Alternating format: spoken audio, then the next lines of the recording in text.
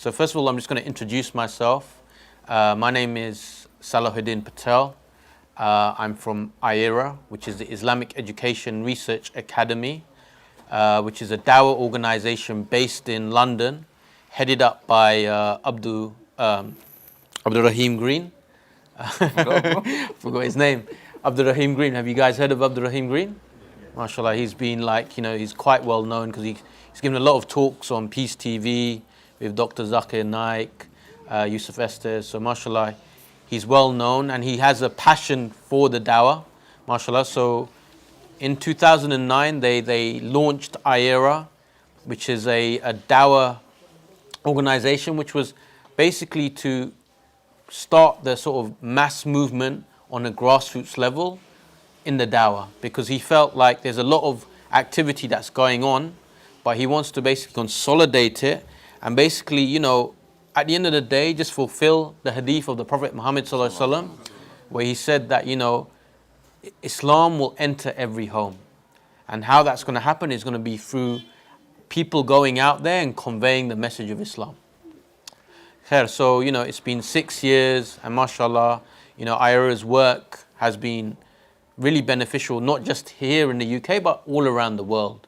And we've done some recent sort of global campaigns. So mashallah, the sort of mass movement globally is really taking off. I want to start by telling you a story. I want to tell you a story about a young boy, a small kid, right? And this kid, his name is Sailesh. And he grew up in the 80s. Who remembers the 1980s? Remember 1980s? A-Team. What else was there?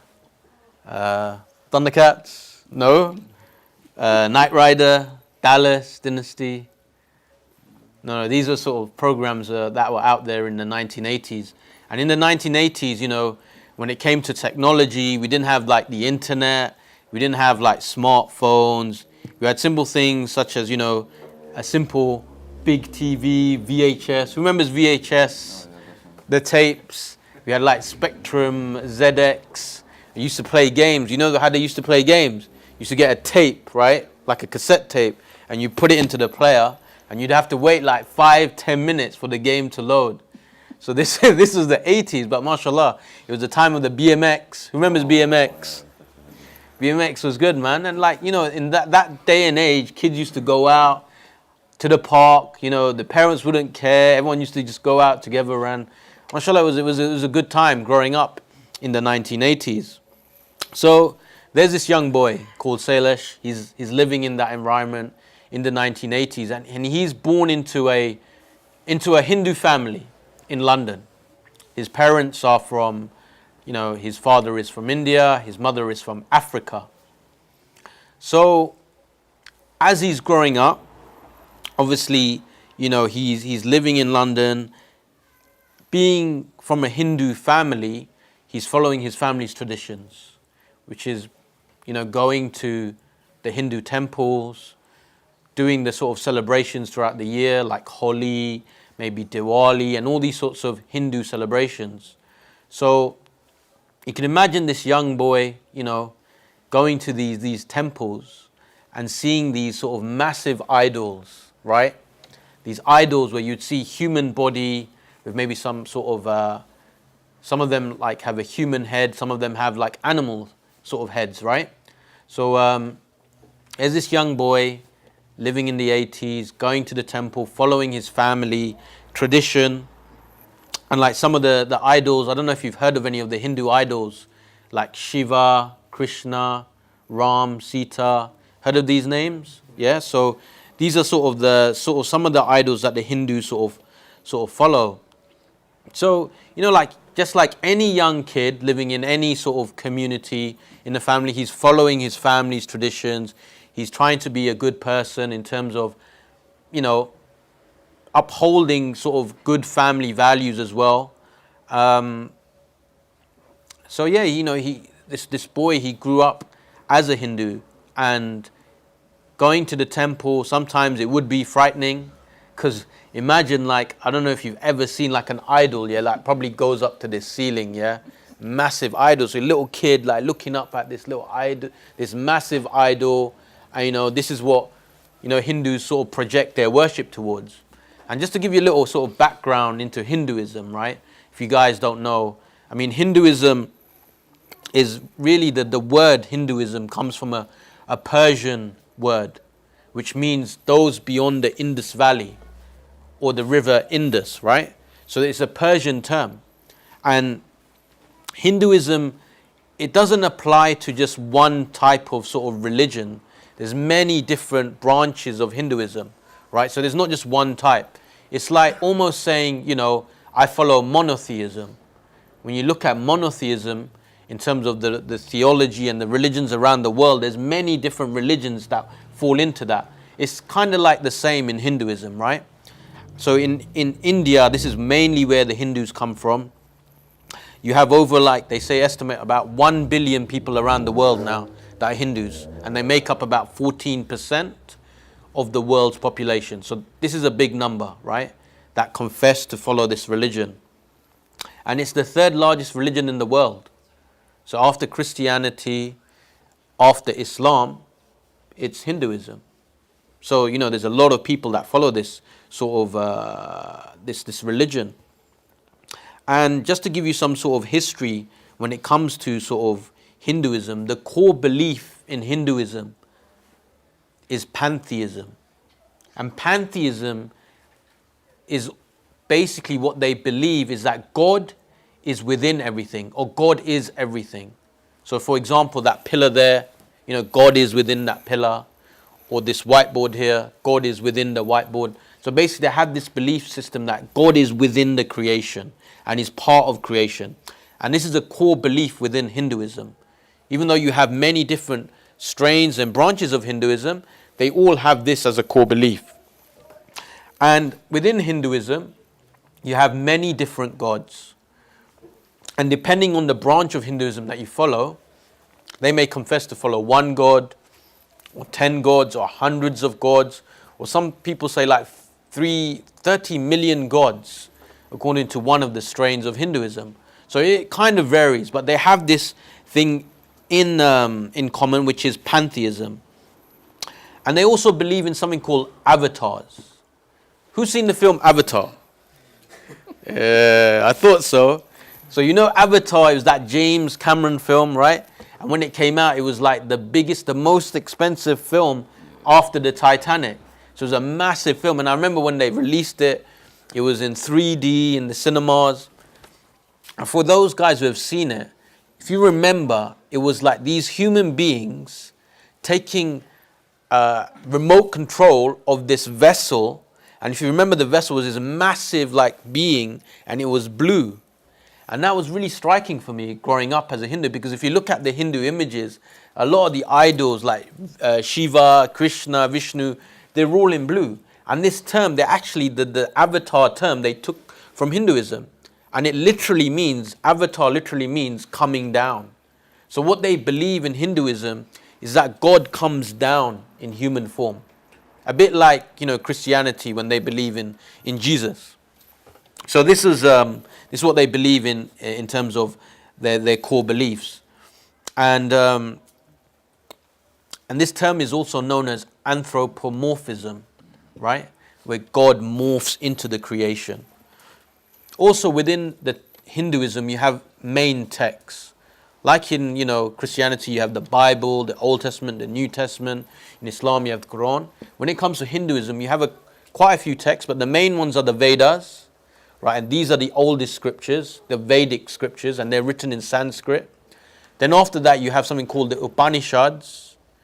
And then after that, you have something known as the Mahabharata, and you have the Bhagavad Gita, right? So these are like sort of the main core books of Hinduism. And the oldest sort of Veda is the Ring Veda. And now there's like different discussions in terms of how old they believe this text to be. Some people say like 10,000 BC. Some others argue maybe even older. So there's no agreement within the sort of Hindu community how old this sort of text is. Then you have the Upanishad, which literally means sitting down next to. So what the sort of scholars of Hinduism have said, that these teachings, the Upanishads, are literal teachings where the students would go and sit down next to the guru.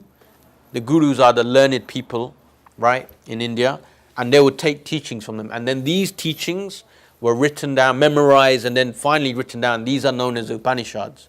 And then you have like the Bhagavad Gita, which is a part of a poem called the Mahabharata, and you have the Ramayana, which is the story of Rama and Sita. Does anyone know the story of Rama and Sita? Yeah. One person, two person, three person. Okay, very quickly, right, to go over it, yeah, because you know the celebration, Diwali, the festival of light, is based on this sort of tradition, this story. And the story goes something like this, that, you know, God came down as a human form, and he got married, and he had a wife, right? And this God, his name was Ram, and he had a wife called Sita. And what they decided to do was, they decided to take like a honeymoon or vacation in the forest, right? With their brother and his wife. So while they were on this vacation, the wife of this god sees this deer, and she wants that deer because it's so beautiful. So the god goes out to try and capture this deer. But what he doesn't realize is this is a trick from the devil, right? So when he's going out there, he's distracted. What happens is the devil comes to his wife and then kidnaps his wife. So here you have like a devil kidnapping a god's wife, right? And abducting her and stealing her and taking her to a different island. So then this god Ram, he comes back and sees that his wife is missing, right? So what's happened? Then he realizes what's happened, that this devil has taken his wife. So he enlists the help of this other god, which is a monkey god called Hanuman. You may have seen this, right? It's like it's a monkey sort of man. Like, you know, when you hear about Darwinism and evolution, the in-between, the in-between mammal between humans and apes and their ancestors. This is it, yeah, Hanuman, yeah. So this god enlists the help of this other god, and what happens is they basically build a bridge of rocks to the island where the devil is, and they defeat the devil, and then he's back with his wife, right? And then this tradition of Festival of Light is where they light the lights, meaning that, you know, God has come back with his wife. So this is basically, you know, just trying to give you an image of you guys that don't know about Hinduism. Imagine this young guy living in the 80s, remember Knight Rider, yeah, growing up to this, right? So basically, that's the core sort of concepts of Hinduism. The only other main concept of Hinduism is they believe in something known as reincarnation. Does anyone know what reincarnation is? Yeah, reincarnation basically means that, you know, when you die, you come back as another creation. So there's this life cycle of death and birth, death and birth, death and birth. So what they believe is in this concept of karma. And the karma, what it states is, you know, the law of cause and effect, that if you're good in this life, then in the next life, when the next cycle happens, you will get something good. But if you're evil, then you may get downgraded. So for example, if you're a human now, and you're a bad human being, when you get reborn, as a form of punishment from karma, you will maybe become a beetle or a cockroach, right? But if you're a good cockroach, then you may get upgraded, right? So this is what they believe, right? This cycle of cause and effect. It's called samsara, yeah, in Hinduism. So imagine, you know, some of the things that they believe, like say for example, you have a healthy child, and then you've got a child that has defects. You know, what they believe is that a healthy child was a righteous person in their last life.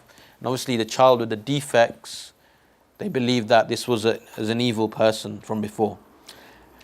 And what the aim is basically, as a Hindu, is like to fulfill your religious duties, be a righteous person, but also then to achieve this state known as moksha.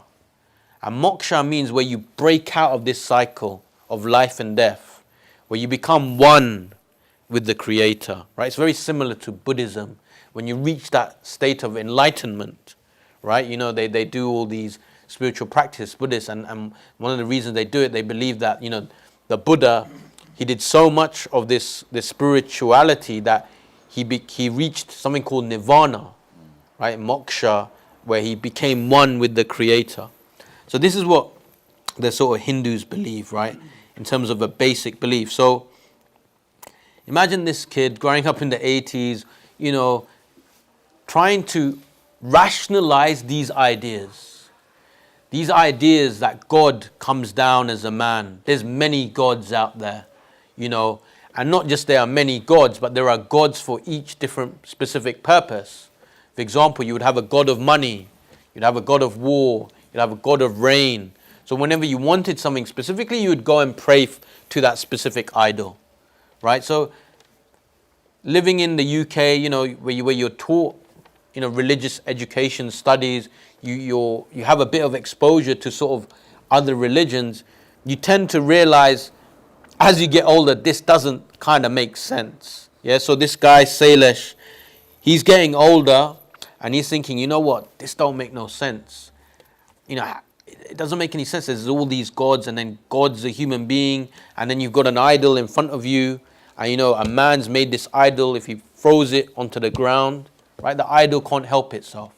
You know, like the prophets used to say. So, but the thing is, like, as human beings, like most human beings, what happens is that we continue to follow the traditions of our family. Even though it doesn't make any sense, you know, just to uphold our tradition, our identity, to be known within the community, you know, to be accepted, you just continue the traditions. So this boy, even though he rejected these sort of ideology, these concepts, he continued being identified as a Hindu. And then what happened is he grew up with a lot of Muslims around him. A lot of Muslims, like from secondary school, primary school, even at college. Yet he still continued to sort of identify himself as a Hindu. He would, you know, go to the odd sort of celebration like Diwali, massive temple, and celebrate with his family. And, you know, for him, you know, he was doing something good, because when you obey your parents, when you follow your traditions of your community and your family, then you're doing something good, right? So this is how he sort of grew up. And then he went to college, and then he went to university. And this is when, you know, when you go to these places, you know, this is when he started thinking a lot more, and he came into sort of contact, or let's say information, about other religions. And the interesting story about Sailesh is that when he went to university, he had a close friend who was a Muslim that he went to school with.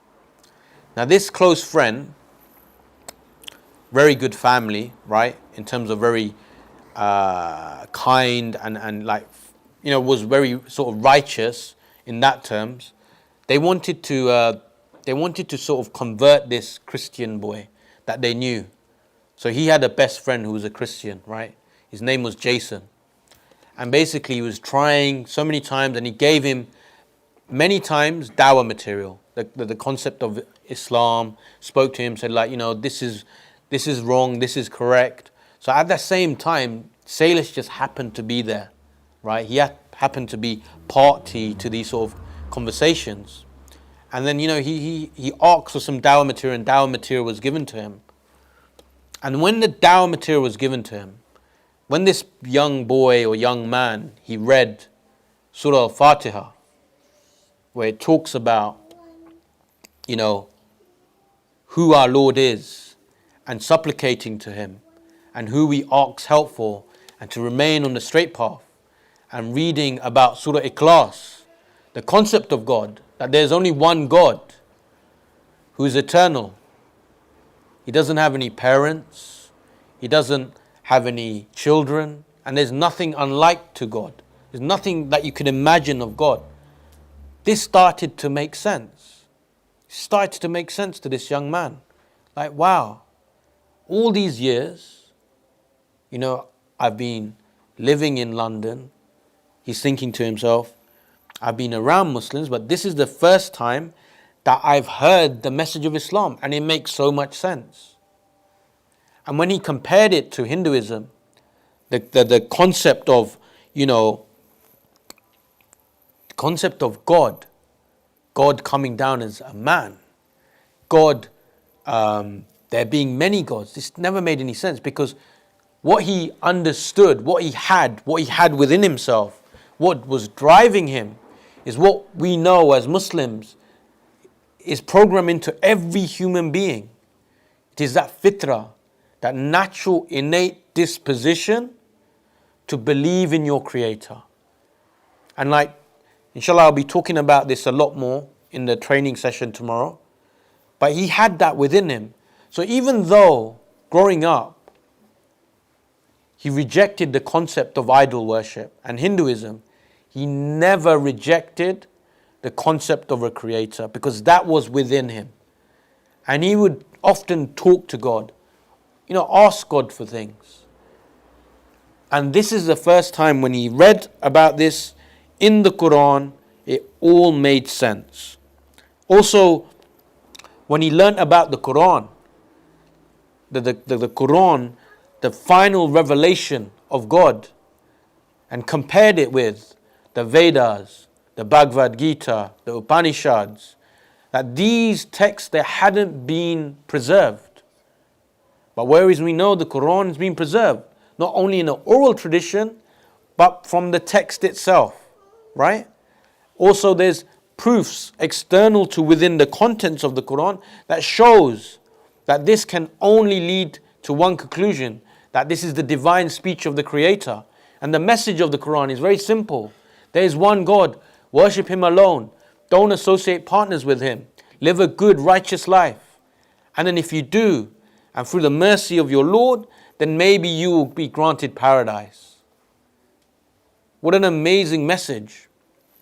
So then that started to fall in place. Then he also looked at the Prophet Muhammad sallallahu alaihi wasallam, the final messenger of God.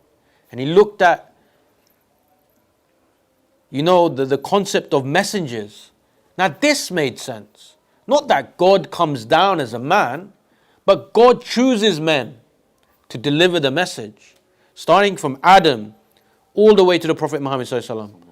So this finally made sense, right? And when you compared it with Hinduism, there was no contest. He knew, like I said, within himself, that this was the truth. And also when he looked, later on, when he was studying like Hinduism and Islam, and especially about the Prophet Muhammad sallallahu alaihi wasallam, what was interesting is, we know, like from the Christian sort of scriptures and the narrations and the Jewish narrations, that these people were waiting for a prophet, right? We know the Christians were waiting, it's in their text. We know that the Jews were waiting. But what was interesting is when you study the Vedic texts and the Upanishads, it talks about the Prophet Muhammad sallallahu alaihi wasallam. Imagine that. It talks about this man coming from Arabia, being a meat eater, having companions, and conveying the message of Islam to the rest of the world. His people being circumcised, his people calling the adhan. This is all mentioned in their scriptures. So that's it. That's like this, that's just the cherry on the cake, right? So, alhamdulillah, this young man, he decided enough is enough. This is the truth. So alhamdulillah, by the permission of Allah, he went to Regent's Park Mosque and he took his shahada. Allahu Akbar. And that person, Sailesh Patel, he changed his name to Salahuddin Patel. And this is me conveying my message and my story to Islam. But it doesn't end there. It doesn't end there. Right? This is where Allah, alhamdulillah, by the permission of Allah, I was guided to Islam. And what an amazing blessing. What an amazing blessing. So, what happened to Salahuddin at that point? So Salahuddin, he was working in the city. I used to work for IT companies as a contractor.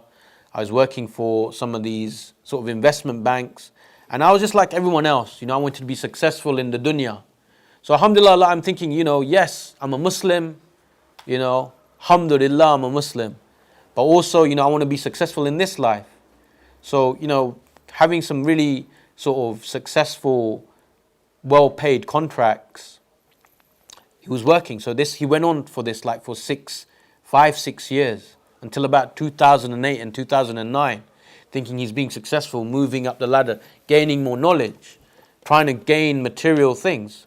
But then when 2008, 2009 happened, I don't know if you guys remember, that was when we had the economic crash, the recession, when the housing market crashed around the world. So him being a contractor, like me being a contractor, the first people they lay off are contractors. So it was the first time in my life, it was hard for me to get a position. Because I would constantly, every week, get calls from agencies saying, we've got this job, we've got this job, we've got this job. It was the first time in my life I had time where I was trying to find a job. And it went on like this for months. And during that time, not being working and not being busy, not being distracted by the distractions of life, I realized something was missing in my life. Yes, I'm a Muslim. Yes, I'm making money. I've got a career. I'm working in the city. I'm saving some money. But something's still missing. And what I realized was, and it's my fault, no one else's fault, is when I became Muslim and I took my Shahada, I took my Islam from brothers that were not practicing. And mashallah, they were good people. They had good moral values. They stayed within the boundaries of Islam, right? But they weren't practicing. And I realized this is what was missing in my heart, this void. This trying to chase for the dunya, going out there, chasing money, cars, all these material things. I thought, yes, if I go out there, gain these things, I'll fill this void. But in fact, the void was getting bigger and bigger. Why? Because I wasn't practicing.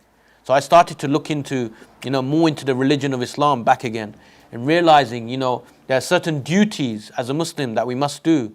Obviously, the Salah, after taking the Shahada, being the first of them.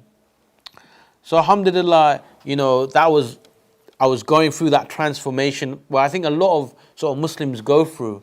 You go through an age where you're not really practicing, but then alhamdulillah, people then after some time come back to the masajid, they start practicing. And it was about this time in 2009 that my sister, she was a practicing Hindu, and she was in Leicester, she was at university. She was studying microbiology, something like this. And she wanted to be a teacher.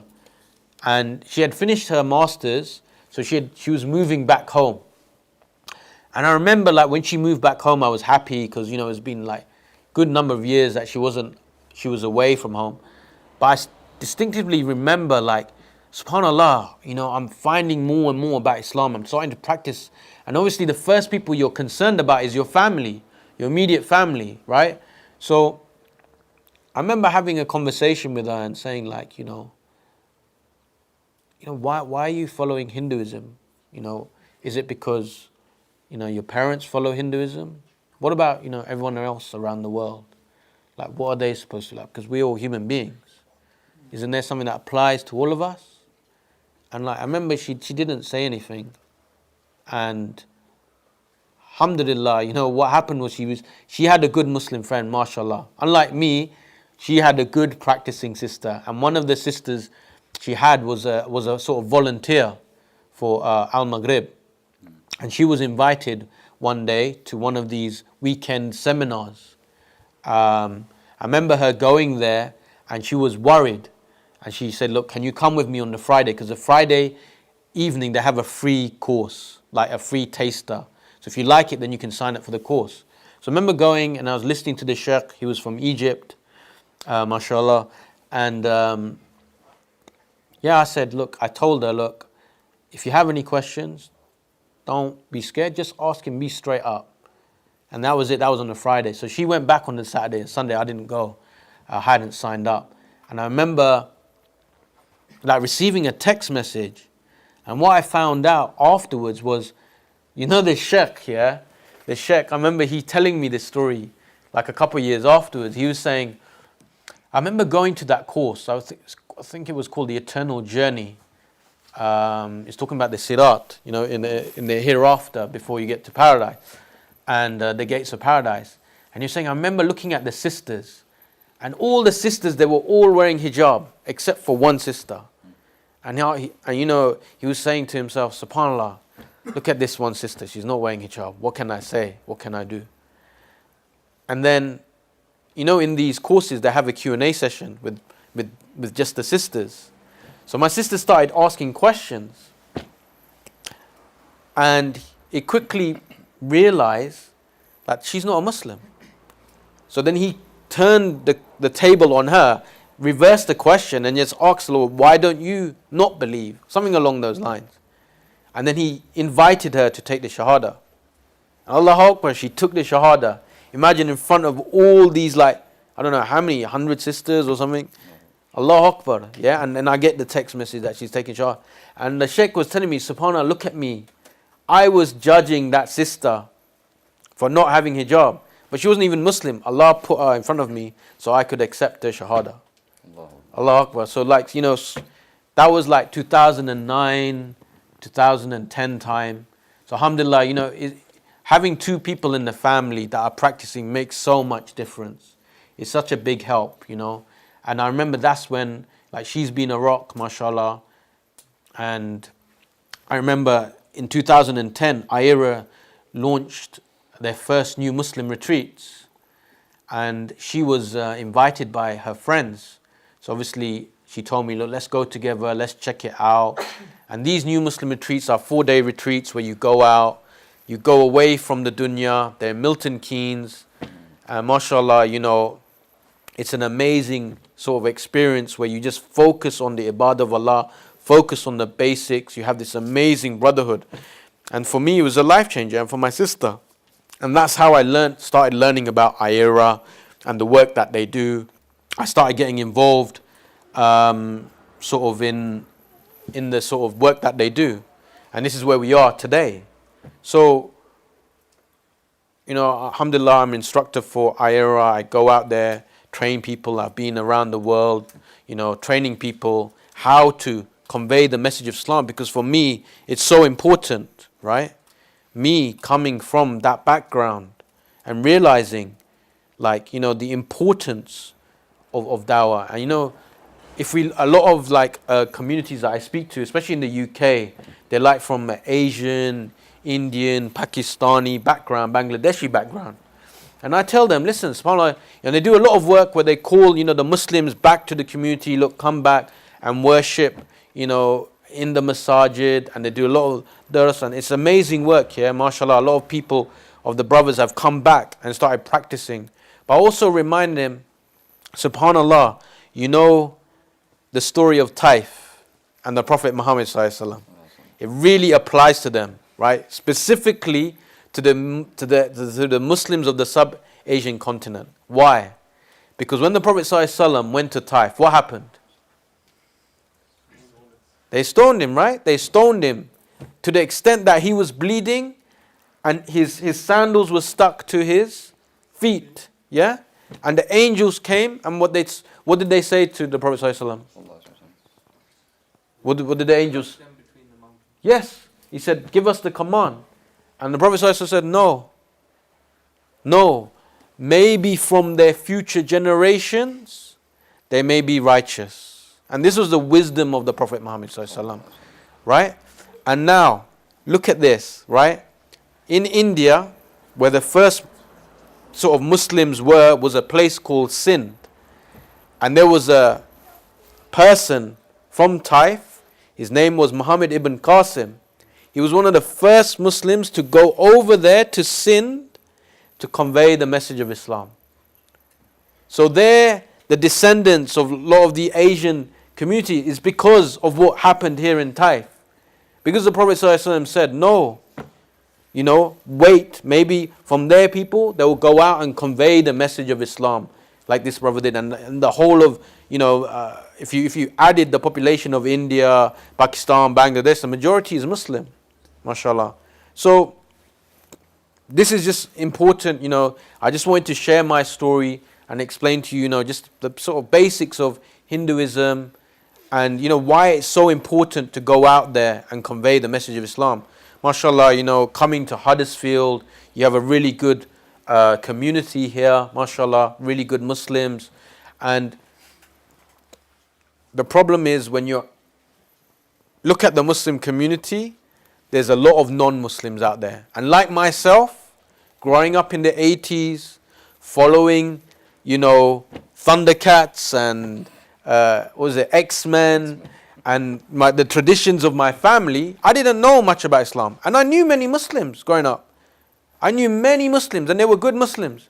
But no one conveyed the message of Islam to me. It was only until someone gave me the message, it's like, the light bulb clicked. And there's millions of people like me out there.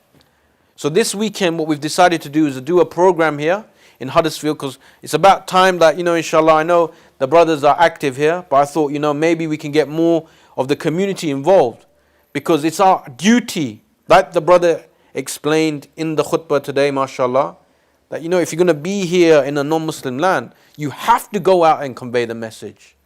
A lot of these people that you call your friends, your work colleagues, you go out and socialize with, your kids play with their kids. What kind of friend are you that when it comes to the day of judgment, Allah is going to ask these people, did you worship me? And they'll say, no.